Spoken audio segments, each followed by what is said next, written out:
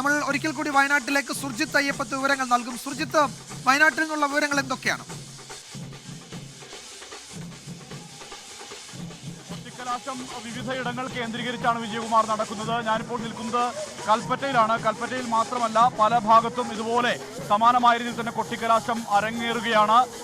കൽപ്പറ്റയിൽ ചുങ്കം ജംഗ്ഷനിൽ ഇടതുപക്ഷ ജനാധിപത്യ മുന്നണി സ്ഥാനാർത്ഥികൾ, അതോടൊപ്പം തന്നെ മുന്നണി പ്രവർത്തകർ അവരെല്ലാം കൂടി നിൽക്കുന്നു. അപ്പുറത്ത് BJP-യുടെ പഴയ ബസ് സ്റ്റാൻഡ് പരിസരത്താണ് BJP NDA ഈ ഇത്തരത്തിൽ കൊട്ടിക്കലാശം നടക്കുന്നത്.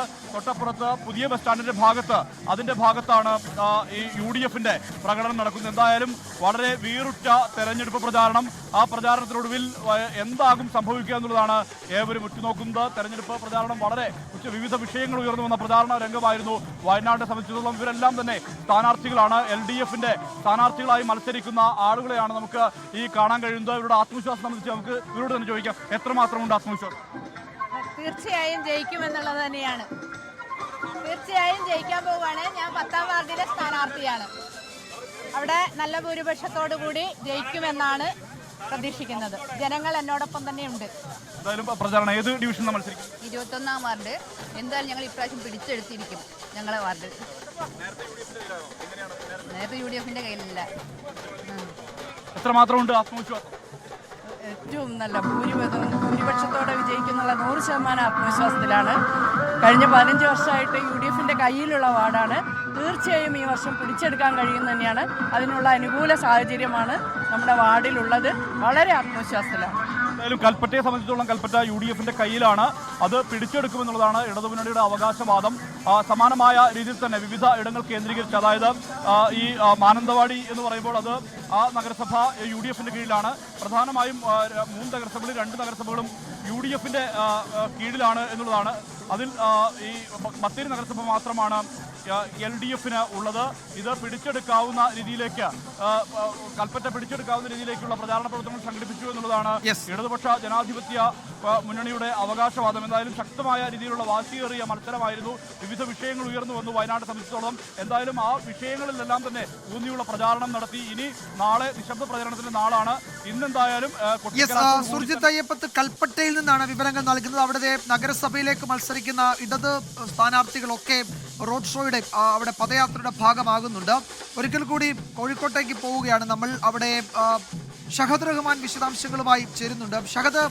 ഷഹദ് നിൽക്കുന്നത് UDF ക്യാമ്പിലാണെന്ന് തോന്നുന്നു. UDF പ്രവർത്തകരുടെ ഒരു ഇരുചക്ര വാഹന റാലി ദൃശ്യങ്ങളിൽ കാണുന്നുണ്ട്. എന്തൊക്കെയാണ് ഷഹദ് അവിടെ നിന്നുള്ള വിവരങ്ങൾ? വിജയകുമാർ, ഞാൻ നിൽക്കുന്നത് കോഴിക്കോട് പാളയത്താണ്. പാളയത്ത് UDF-ന്റെ ക്യാമ്പിലാണ് നമ്മളിപ്പോൾ ഉള്ളത്. അതായത് കൊട്ടിക്കലാശം അതിന്റെ മൂർധന്യാവസ്ഥയിലേക്ക് എത്തിയിട്ടില്ല എന്ന് വേണം നമുക്ക് കോഴിക്കോട് പാളയത്തെ കാഴ്ചകൾ കാണാൻ വേണ്ടി. ഇപ്പോൾ നമ്മൾ സ്ക്രീനിൽ കാണുന്നത് അതായത് പാളയത്തെ UDF-ന്റെ സ്ഥാനാർത്ഥിയാണ്. അദ്ദേഹത്തിന്റെ ചിഹ്നം മൊബൈൽ ഫോണാണ്. അപ്പോൾ ചെറിയ കുട്ടികളുടെ അല്ലെങ്കിൽ കാർട്ടൂൺ മൊബൈൽ ഫോണുകൾ കയ്യിലേന്തി ആളുകൾ ഇരുവശങ്ങളിലും കാത്തു നിൽക്കുമ്പോൾ അവർക്കിടയിലേക്ക് ഈ മൊബൈൽ ഫോണുകൾ എറിഞ്ഞുകൊണ്ടാണ് ഈ സ്ഥാനാർത്ഥി ഇപ്പോൾ ഈ പാളയത്തേക്ക് കൊട്ടിക്കലാശത്തിനായി എത്തിയിട്ടുള്ളത്.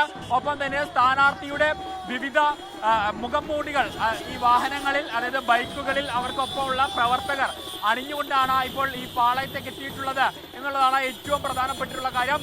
നമുക്കറിയാം, കോഴിക്കോട് പാളയം നിലവിൽ UDF-ന്റെ കൈവശമുള്ള വാർഡാണ്. പക്ഷേ ഇത്തവണ പാളയത്തെ സംബന്ധിച്ചിടത്തോളം കോഴിക്കോട് കോർപ്പറേഷനിൽ വളരെ നിർണായകമായിട്ടുള്ള സ്ഥാനം വഹിക്കുന്ന ഇടം കൂടിയാണ്. അപ്പോൾ ആ ഇടത്താണ് ഇന്ന് കോൺഗ്രസ് പ്രവർത്തകർ ഈ കൊട്ടിക്കലാശം ആഘോഷമാക്കാൻ തീരുമാനിച്ചിട്ടുള്ളത്. അതിനിടയിൽ ഇപ്പോൾ ചില 1-2 ഇടതുപക്ഷ പ്രവർത്തകരും അല്ലെങ്കിൽ CPM പ്രവർത്തകരും ഒക്കെ തന്നെ എത്തുന്നുണ്ട്. എന്തായാലും അടുത്ത റൗണ്ടോടുകൂടി, ആദ്യ റൗണ്ടിലേക്ക് എത്തിയിട്ടുള്ളൂ.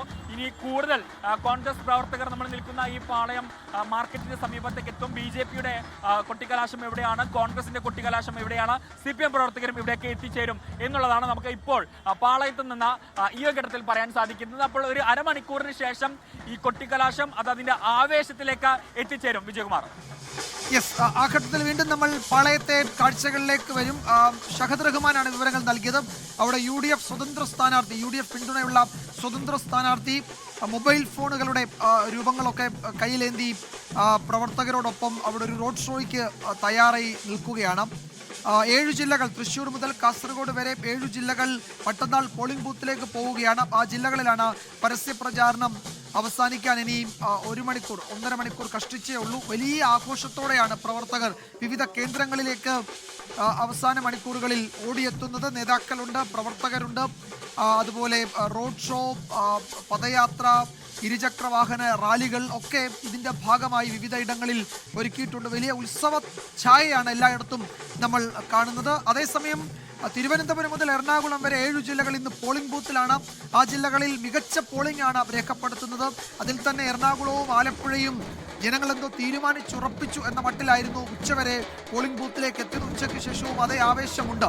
ഇനിയിപ്പോൾ ഈ 6 മണി വരെയുള്ള സമയത്ത് കൂടുതൽ ആളുകൾ പോളിംഗ് ബൂത്തിലേക്ക് എത്തും. പരമാവധി വോട്ടർമാരെ ബൂത്തുകളിൽ എത്തിക്കാനുള്ള മുന്നണികളുടെ ശ്രമങ്ങൾ പലയിടത്തും ഫലം കണ്ടിട്ടുണ്ട് എന്നാണ് ഇതുവരെയുള്ള കണക്കുകൾ വ്യക്തമാക്കുന്നത്. അതേ കാഴ്ചകൾ തന്നെ മറ്റന്നാൾ നമ്മൾ വടക്കൻ കേരളത്തിലും തൃശ്ശൂർ മുതൽ കാസർഗോഡ് വരെയുള്ള ജില്ലകളിലെ പോളിംഗ് ബൂത്തിലും കാണും. അവിടെയും ഈ വോട്ടേഴ്സിനെ ബൂത്തുകളിലേക്ക് കൊണ്ടുവരാനുള്ള ശ്രമങ്ങൾ ഈ ഘട്ടത്തിലൊക്കെ വലിയ തോതിൽ നടക്കുന്നുണ്ട് പ്രവർത്തകരുടെയൊക്കെ ഭാഗത്തു നിന്ന്. നാളെ നിശബ്ദ പ്രചാരണത്തിൻ്റെ പകലിൽ ഈ കൂടുതലും വോട്ടർമാരെ ബൂത്തിലെത്തിക്കുക എന്നത് അതിനുവേണ്ടിയുള്ള ഒരുക്കങ്ങളിലേക്കായിരിക്കും ഈ നേതാക്കളും പ്രവർത്തകരും ഒക്കെ കടക്കുന്നത്. ഇന്ന് 6 മണിക്ക് ഈ കലാശക്കൊട്ട് പരസ്യപ്രചാരണം അവസാനിച്ചാലും ഈ നേതാക്കൾക്കും പ്രവർത്തകർക്കും ഒന്നും വിശ്രമമില്ല. വീണ്ടും നിശബ്ദ പ്രചാരണത്തിൻ്റെ മണിക്കൂറുകളിൽ ഈ വീടുകളിലേക്കൊക്കെ സ്ലിപ്പുകൾ എത്തിച്ചിട്ടില്ലെങ്കിൽ അത് എത്തിക്കുക. അവസാന റൗണ്ടിൽ ഇനി ആരെങ്കിലും കാണാൻ വിട്ടുപോയിട്ടുണ്ടെങ്കിൽ ഒരിക്കൽ കൂടി അവരെ കാണുക. ഈ ആടി ഉലഞ്ഞു നിൽക്കുന്ന വോട്ടുകൾ ഉറപ്പിക്കുക. അങ്ങനെ പല പല ജോലികളിലേക്ക് കടക്കും. അതിനു മുമ്പാണ് ഈ പ്രവർത്തകരെല്ലാം ഒരു സ്ഥലത്ത് കേന്ദ്രീകരിച്ച് വലിയ ആഘോഷത്തോടെ ഈ പരസ്യ പ്രചാരണം അവസാനിക്കുന്നത്. നമ്മൾ വിവിധ ജില്ലകളിൽ നിന്ന് കാസർഗോഡ് മുതൽ ഇങ്ങ് തൃശ്ശൂർ വരെ വിവിധ ജില്ലകളിൽ നിന്നുള്ള കാഴ്ചകളാണ് കാണുന്നത്. എല്ലായിടത്തും പ്രവർത്തകരുടെ വലിയ പങ്കാളിത്തമുണ്ട്, നേതാക്കളുണ്ട്. കോഴിക്കോട്ട് മന്ത്രി PM മുഹമ്മദ് റിയാസിന്റെ നേതൃത്വത്തിലാണ് ഒരു റോഡ് ഷോ പുരോഗമിക്കുന്നത്. നമ്മൾ ഒരിക്കൽ കൂടി കാസർഗോഡേക്ക് പോകുന്നു. അരുൺ പാഴക്കൽ വിവരങ്ങൾ നൽകും. അരുൺ, കാസർഗോഡ് നേരത്തെ അരുൺ സൂചിപ്പിച്ചിരുന്നു, അങ്ങനെ കലാശക്കൊട്ട് വലിയ ആവേശമൊന്നുമില്ല, പക്ഷേ എല്ലായിടത്തും പ്രവർത്തകർ പരമാവധി ഓടിയെത്തുന്നുണ്ട് എന്നത്. എന്താണ് കാസർഗോഡ് ഒരു പൊതുചിത്രം?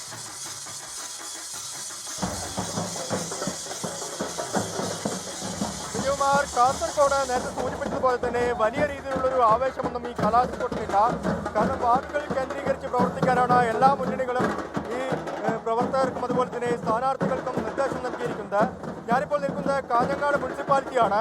കാഞ്ഞങ്ങാട് മുനിസിപ്പാലിറ്റി കഴിഞ്ഞ തവണ LDFിൻ്റെ കൈവശമുണ്ടായിരുന്ന മുനിസിപ്പാലിറ്റിയാണ്. പക്ഷേ വാർഡ് വിഭജനത്തിൽ വാർഡുകളുടെ എണ്ണമൊക്കെ കൂടിയ പശ്ചാത്തലത്തിൽ ഇത്തവണ അത് ഒരു മത്സരത്തിലേക്ക്, അത് UDFും LDFും തമ്മിലുള്ളൊരു ടൈറ്റ് മത്സരത്തിലേക്ക് കാഞ്ഞങ്ങാട് മുനിസിപ്പാലിറ്റിയിൽ കളമൊരുങ്ങിയിട്ടുണ്ട്.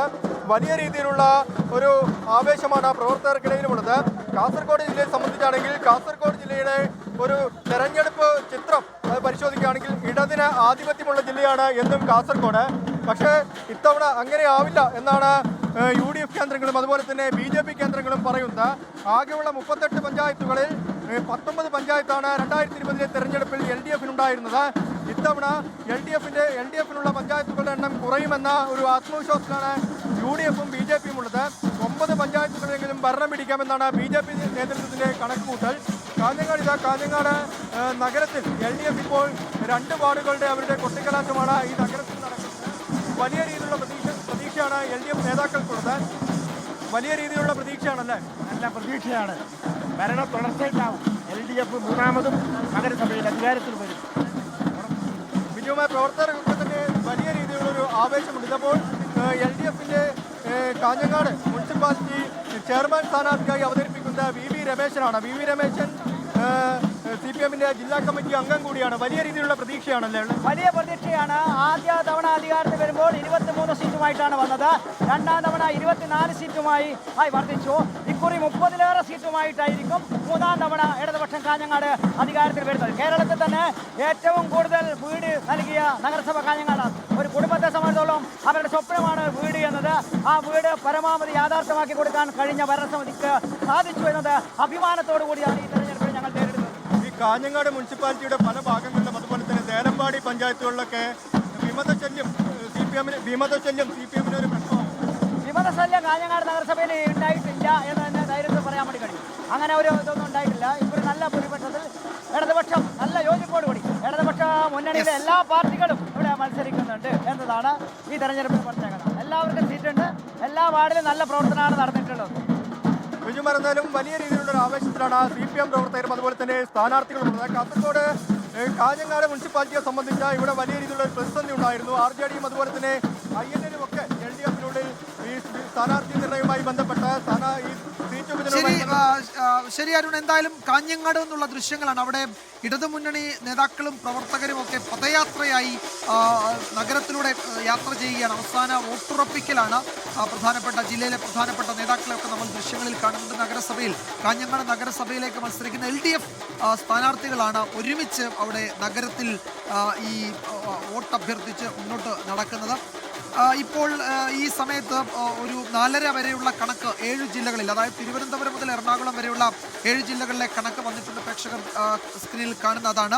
തിരുവനന്തപുരത്ത് 61.54, കൊല്ലത്ത് 65%, പത്തനംതിട്ടയിൽ 62.45, ആലപ്പുഴയിൽ 68.54, കോട്ടയത്ത് 65.56, ഇടുക്കിയിൽ 64.84, എറണാകുളം 69.23. അതിൽ ഏതാണ്ട് ആലപ്പുഴയും എറണാകുളവും ഇപ്പോൾ തന്നെ 70% എത്തിയിട്ടുണ്ട്. അനൗദ്യോഗികമായി 70% കടന്നിട്ടുണ്ട്. തെരഞ്ഞെടുപ്പ് കമ്മീഷന്റെ സ്ഥിരീകരിച്ച കണക്കാണ് നമ്മളിപ്പോൾ പ്രേക്ഷകരിലേക്ക് എത്തിക്കുന്നത്.